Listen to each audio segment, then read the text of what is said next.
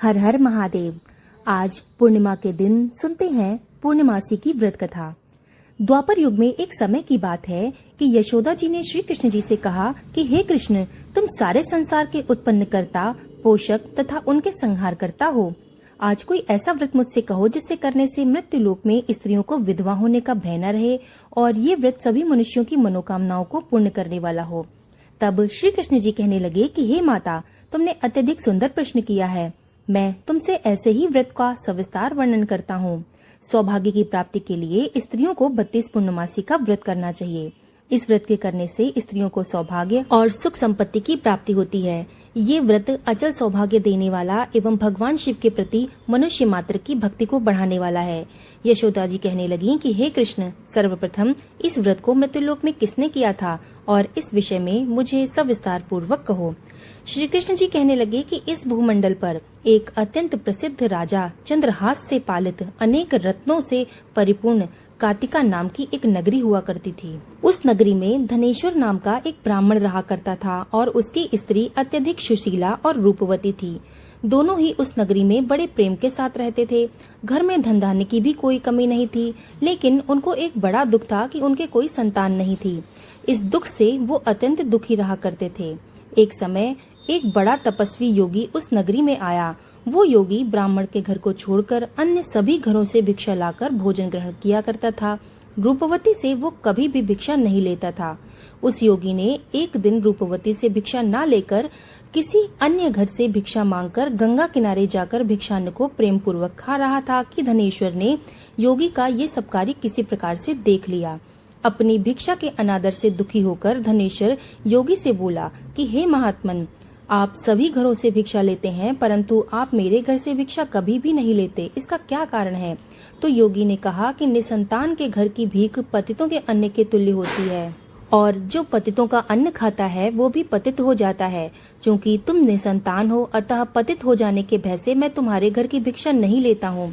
धनेश्वर की ये बात सुनकर वो मन ही मन में बहुत दुखी हुआ और हाथ जोड़कर योगी के पैरों पर गिर पड़ा और अंतर्भाव से कहने लगा कि हे महाराज, यदि ऐसा है तो आप मुझे पुत्र प्राप्ति के उपाय बताइए। आप सर्वज्ञ हैं, मुझ पर अवश्य ही कृपा कीजिए। मेरे घर में धन आदि की कोई भी कमी नहीं है, परंतु मैं पुत्र न होने के कारण अत्यंत दुखी हूँ। आप कृपा करके मेरे इस दुख का हरण करें। आप सामर्थ्यवान हैं। ये सुनकर योगी कहने लगे कि हे ब्राह्मण, तुम चंडी की आराधना करो। घर आकर उसने अपनी स्त्री से सारा वृत्तांत कहा। स्वयं तप के निमित्त वन में चला गया। वन में जाकर उसने चंडी की उपासना की और उपवास किया। चंडी ने 16वें दिन उसको स्वप्न में दर्शन दिया और कहा कि हे धनेश्वर, जा, तेरे पुत्र होगा, परंतु वो 16 वर्ष की आयु में ही मृत्यु को प्राप्त हो जाएगा। यदि तुम स्त्री और पुरुष 32 पूर्णमासी का व्रत विधि पूर्वक करते हो तो वो दीर्घ आयु होगा।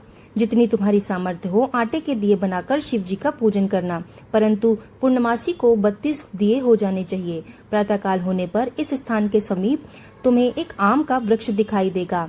उस पर चढ़कर तुम एक फल तोड़कर शीघ्र ही अपने घर चले जाना और अपनी स्त्री से सारा वृत्तांत कहना। ऋतु स्नान के पश्चात वो स्वच्छ होकर श्री शंकर जी का ध्यान करके उस फल को खा लेगी। तब शंकर भगवान की कृपा से उसको गर्भ हो जाएगा। जब वो ब्राह्मण प्रातःकाल उठा तो उसने उस स्थान के पास एक आम का वृक्ष देखा जिस पर एक अत्यंत सुंदर आम का फल लगा हुआ था। उस ब्राह्मण ने उस आम के वृक्ष पर चढ़कर फल तोड़ने का प्रयत्न किया, परंतु वृक्ष पर कई बार प्रयत्न करने पर भी वो चढ़ नहीं पाया। तब वो ब्राह्मण को बहुत चिंता हुई और वो विघ्न विनाशक गणेश जी की वंदना करने लगा कि हे दयानिधे, अपने भक्तों के विघ्नों का नाश करके उनके मंगल कार्य को करने वाले, दुष्टों का नाश करने वाले, रिद्धि सिद्धि देने वाले, आप मुझ पर कृपा करके इतना बल दे दें कि मैं अपने मनोरथ को पूर्ण कर सकूं। इस प्रकार गणेश जी की कृपा से धनेश्वर वृक्ष पर चढ़ गया और उसको एक अत्यंत सुंदर आम का फल दिखा। उसने विचार किया कि जो वरदान से फल मिला है वो अवश्य ही यही है, क्योंकि यहाँ पे अन्य कोई फल दिखाई नहीं दे रहा। उस धनेश्वर ब्राह्मण ने जल्दी से उस फल को तोड़कर अपनी स्त्री को लाकर दे दिया और उसकी स्त्री ने अपने पति के कथानुसार उस फल को खा लिया और वो गर्भवती हो गई। देवी की असीम कृपा से उसे एक सुंदर पुत्र पैदा हुआ जिसका नाम उन्होंने देवीदास रखा। माता पिता के हर्ष और शोक के साथ वो बालक शुक्ल पक्ष की चंद्रमा की भांति अपने पिता के घर में बढ़ने लगा। भवानी की कृपा से बालक अत्यंत ही सुंदर, सुशील और विद्या पढ़ने में निपुण हो गया। दुर्गा जी की आज्ञा अनुसार उसकी माता ने 32 पूर्णमासी का व्रत रखना प्रारंभ कर दिया, जिससे उसका पुत्र बड़ी आयु वाला हो जाए। 16वां वर्ष लगते ही देवीदास के माता पिता को बड़ी चिंता हुई कि उनका पुत्र कहीं इस वर्ष मर ना जाए। इसलिए उन्होंने अपने मन में विचार किया कि यदि ये दुर्घटना उनके सामने हो गई तो वो कैसे सहन कर सकेंगे। इसलिए उन्होंने देवीदास के मामा को बुलाया और उनसे कहा कि हमारी ऐसी इच्छा है कि देवीदास 1 वर्ष तक काशी में जाकर विद्या अध्ययन करे। उसको वहाँ कभी भी अकेला न छोड़ना। इसके साथ तुम चले जाओ और 1 वर्ष के पश्चात इसको वापस लौटा लाना। सभी प्रबंध करके उसके माता पिता ने काशी जाने के लिए देवीदास को एक घोड़े पर बैठाकर उसके मामा के साथ उसे विदा कर दिया। किंतु ये बात उसके मामा को नहीं कही कि इसी वर्ष धनेश्वर की मृत्यु होने वाली है। धनेश्वर ने अपनी पत्नी, अपने पुत्र की मंगल कामना तथा दीर्घ आयु के लिए भगवती दुर्गा की आराधना और पूर्णमासियों का व्रत करना आरंभ कर दिया। इस प्रकार बार बार 32 पूर्णमासी का व्रत उन्होंने पूरा किया। कुछ समय पश्चात एक दिन वो दोनों मामा और भांजे मार्ग में रात्रि बिताने के लिए एक ग्राम में ठहरे थे। उस दिन उस गांव के एक ब्राह्मण की अत्यंत सुंदरी, सुशीला, विदुषी और गुणवती कन्या का विवाह होने वाला था। जिस धर्मशाला के अंदर वर और उसकी बारात ठहरी हुई थी, उसी धर्मशाला में देवीदास और उसके मामा भी ठहरे हुए थे। संयोगवश कन्या को तेल आदि चढ़ाकर मंडप आदि का कृत्य किया गया तो लग्न के समय वर को धनुर्वात हो गया। अतः वर के पिता ने अपने कुटुंबियों से परामर्श करने का निश्चय किया कि ये देवीदास मेरे पुत्र जैसा ही सुंदर है, अतः मैं इसी के साथ लग्न करा दूं और बाद में विवाह के अन्य कार्य मेरे लड़के के साथ हो जाएंगे।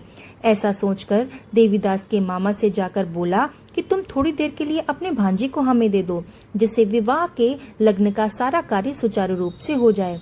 तब उसका मामा कहने लगा कि जो कुछ भी मधुपर्क आदि कन्यादान के समय वर को मिले वो हमें दे दिया जाए, तो मेरा भांजा इस बारात में दूल्हा बनकर जाएगा।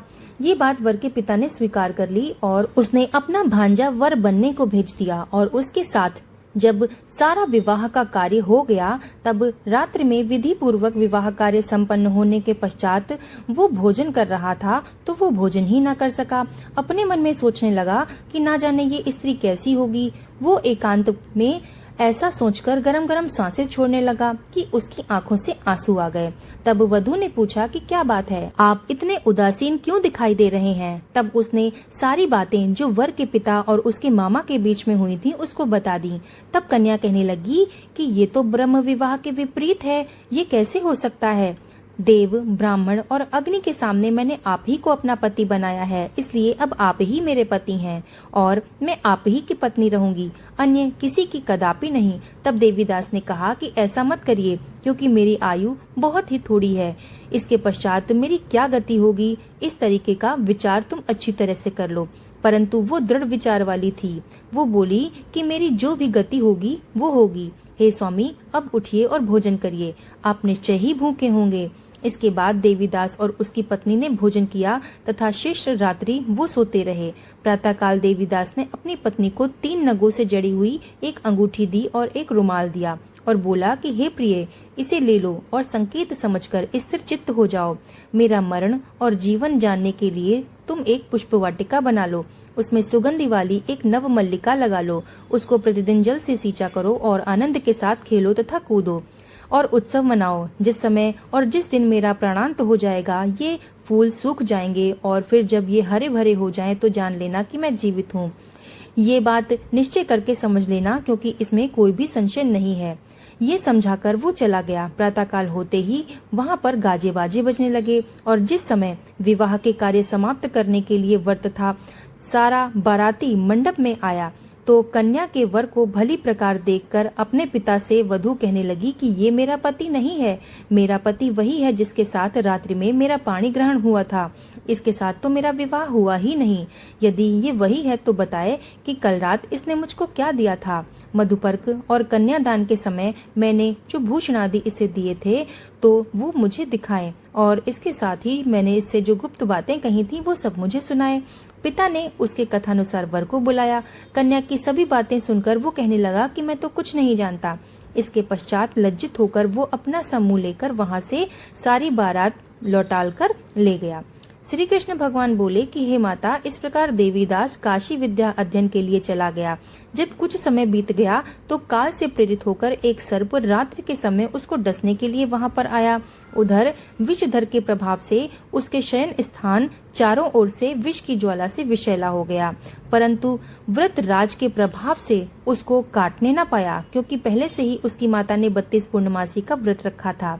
इसके बाद मध्याह्न के समय स्वयं काल वहां पर आया और उसके शरीर से उसके प्राणों को निकालने का प्रयत्न करने लगा, जिससे वो मूर्छित होकर पृथ्वी पर गिर पड़ा। भगवान की कृपा से उसी समय माता पार्वती श्री शंकर जी के साथ वहां पर आ गईं और उसको मूर्छित दशा में देखकर पार्वती जी भगवान शंकर से प्रार्थना करने लगी कि हे महाराज, इस बालक की माता ने पहले ही 32 पूर्णमासी का व्रत किया था, जिसके प्रभाव से हे भगवान आप इसको प्राणदान दें।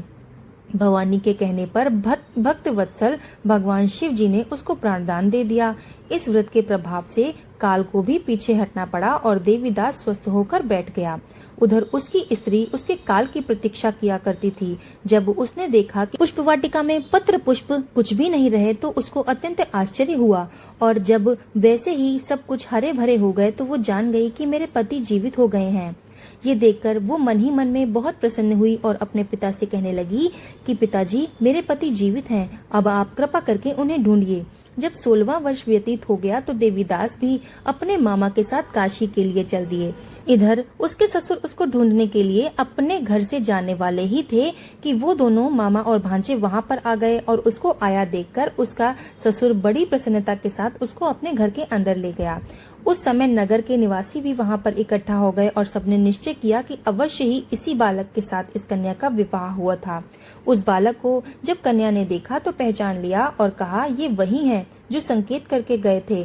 तदुपरांत सभी कहने लगे कि भला हुआ जो ये आ गया, और सब नगरवासियों ने आनंद मनाया। कुछ दिन बाद देवीदास अपनी पत्नी और मामा के साथ अपने ससुर के घर से बहुत सारा उपहार आदि लेकर अपने घर के लिए प्रस्थान किया। जब वो अपने गांव के निकट आ गया तो कई लोगों ने उसको देखकर उसके माता पिता को पहले से जाकर ही खबर दे दी कि तुम्हारा पुत्र देवीदास अपनी पत्नी और मामा सहित आ रहे हैं। ऐसा समाचार सुनकर पहले तो उन्हें विश्वास नहीं हुआ, किंतु जब सभी नगर के लोगों ने आकर उनसे इस बात का समर्थन किया तो उनको बड़ा ही आश्चर्य हुआ। लेकिन थोड़ी देर में देवीदास ने आकर अपने माता पिता के चरणों में अपना सिर रखकर प्रणाम किया, और उसकी पत्नी ने अपने सास ससुर के चरणों को स्पर्श किया तो माता पिता ने अपने पुत्र और पुत्र वधू को अपने हृदय से लगा लिया, और दोनों की आंखों से प्रेमाश्रु बहने लगे। और पुत्र और पुत्र वधू के आने की खुशी में धनेश्वर ने बड़ा भारी उत्सव किया और ब्राह्मणों को बहुत अधिक धन देकर दक्षिणा देकर प्रसन्न किया। श्री कृष्ण जी कहने लगे कि इस प्रकार धनेश्वर 32 पूर्णमासी का व्रत करने के प्रभाव से पुत्रवान हो गया। जो भी स्त्रियां इस व्रत को करती हैं वे जन्म जन्मांतर में वैधव्य दोष का दुख नहीं भोगती, वे सदैव ही सौभाग्यवती रहती हैं। ये मेरा वचन है, इसमें कोई भी संदेह नहीं है। ये व्रत पुत्र पौत्रों को देने वाला तथा संपूर्ण मनोकामनाओं को पूर्ण करने वाला है। 32 पूर्णमासी का व्रत करने से व्रती की सभी इच्छाएं भगवान शिव की कृपा से पूर्ण हो जाती हैं।